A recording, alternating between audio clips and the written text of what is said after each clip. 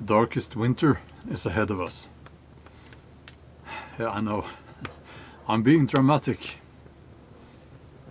But I really do think that we are entering very difficult times. As I'm recording this, it's just a few days before the presidential election in the USA. And we are also seeing what is being called the second wave.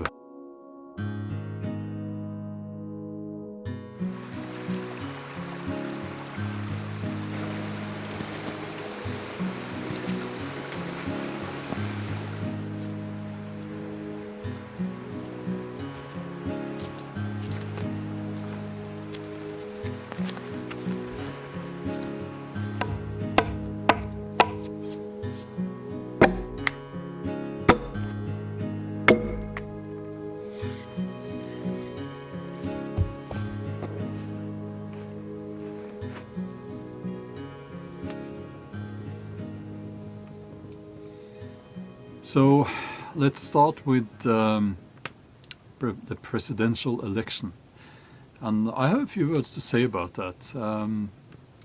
I can't remember the date now. I walked up here and that usually happens when I walk into the woods. I forget the date and everything. But I know I think it's about a week or 6 days, something like that, until the election. I'll talk about that, but before I do that, please consider to hit that subscribe button and also the bell. If you do hit the bell, you will be notified when I upload new videos. Then YouTube will know that you are interested in seeing more of my videos. So please consider subscribe and hit the bell.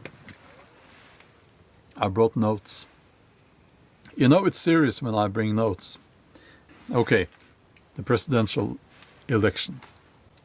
There are 5 different outcomes, possible outcomes. And I'll try to get this straight now. Number 1, Trump wins. And the Democrats accepts that. Trump wins, the Democrats don't accept that. That was number 2. Number 3, Biden wins and Trump accepts that.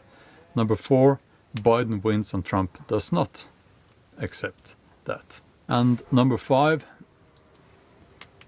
nobody can agree on anything, and you will have another, you will have to vote again. Like, you'll have to do it all over. I think we all understand that what's going to happen is you have the election, and then you have riots, then you have violence, then you have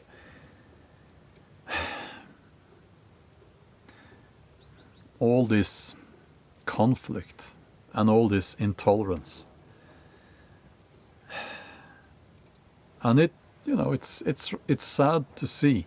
It is sad to see, and I think it has to do with many things, but at least, you know, this process where people are getting more and more radicalized, it has to do actually with everyone living in their own bubble, everyone having search results on Google tailored to them so that they will get more of the same. You know, they are not challenged, and you know, from what I've heard, they are not being challenged in universities, and you know, it's they because they can't be offended, can they?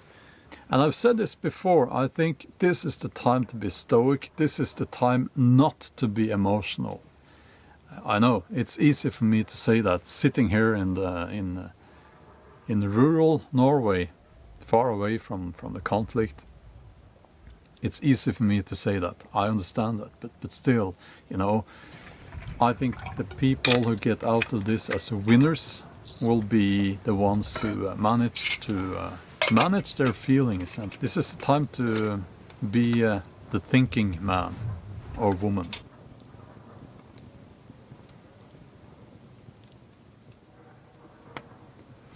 But I am actually more worried about the second wave, and not so much the virus and all that. I'm worried about the effects of closing down everything again. Here in Norway we have been lucky. I guess we have this advantage of not being that many people living close together. So, and whatever you think about, whatever you believe about the virus, whatever your opinion is, I think it's safe to say that the regulations, the rules, the restrictions and these lockdowns themselves have a huge impact on people's lives and people's health as well. I made notes again. So I wrote here that you know, this is the final nail in the coffin for many small businesses, because they've already been hit very hard, and now they just, in most countries, they started opening up and earning some money again, and now again they have to close. What are the effects of depressions? People being depressed because of all this, people being depressed because they can't go out in nature. Oops, I'll get back to that, by the way. I think we are now in the process of changing the mentality of entire populations, and not for the better. Not for the better. People are getting more suspicious. People are having more anxiety. And also, you know, I think people, and these are long-term effects. We will have entire populations with a lot of emotional distance to other people, even less empathy, if you ask me. I think that will be one of the effects of this. And we're already seeing a rise in suicides, alcoholism, anxiety disorders, and also we will see a dependence on governments and multinational companies. I shouldn't have brought these notes. I get depressed by thinking about it. I have kids. They are being affected by this. I don't like the fact that every time the news in the mainstream media is on, all they can talk about is virus, virus, virus, virus. It's like an echo. And it's always there, always the virus, always new numbers, numbers that are not being presented in a statistically correct way, by the way. They would be a lot less sensational if they did. But nothing sells news more than bad news, right? Okay, I'll have some coffee now. But you know, I think that we could easily get through this by using some common sense. We could easily turn things around for the better. And I'm not talking about huge changes that some extremists in some globalist extremists are talking about. No, I'm talking about simple things like spending more time out in nature. And people are telling me, some of you guys are telling me that you can't do that because you're not allowed to go outside. You have a curfew and all that. I'm sorry about the plastic bag. It's not very bushcrafty, is it? I'll have plain coffee today, actually. Yeah.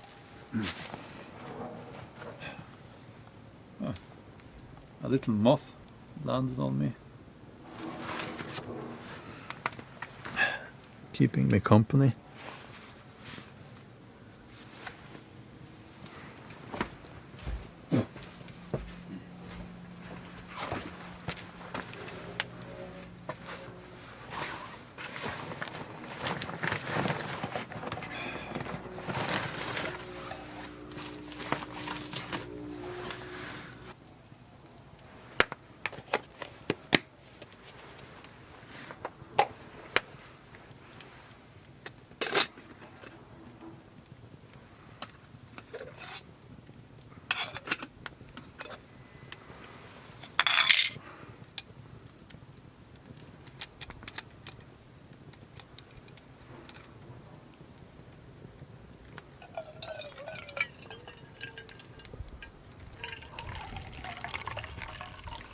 And can I just bring your attention to this beautiful axe that was sent to me by Nils Øgren.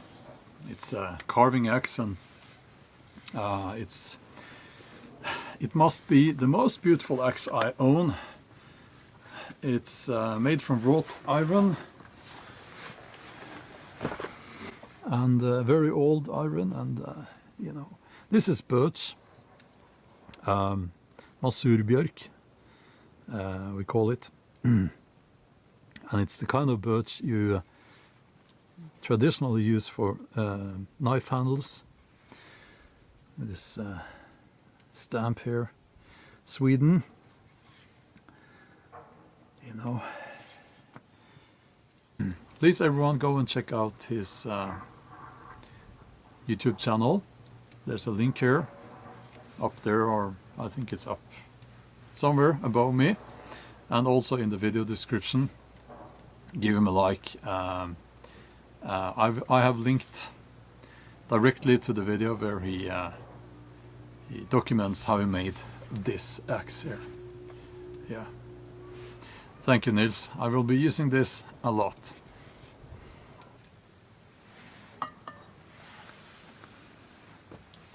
Skål.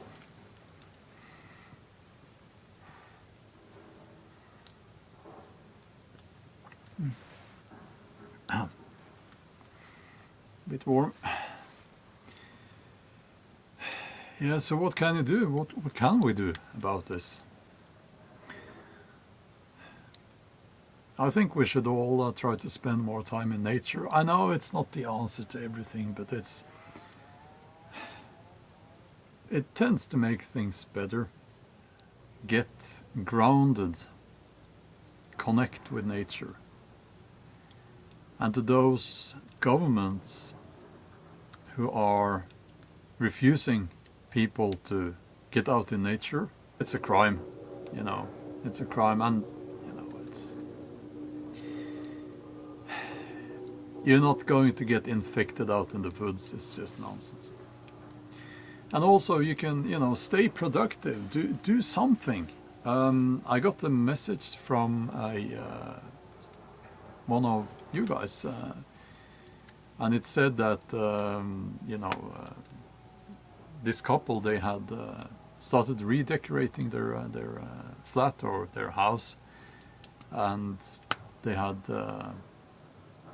restored the windows, and they had kept busy and productive during this whole lockdown, the first lockdown that was, or the second one. Some people, they have just had a continuous lockdown through all summer. Yeah. And you know, I like to watch YouTube videos. It takes my mind off things, and I get to spend time with people in a way. And I'm always here.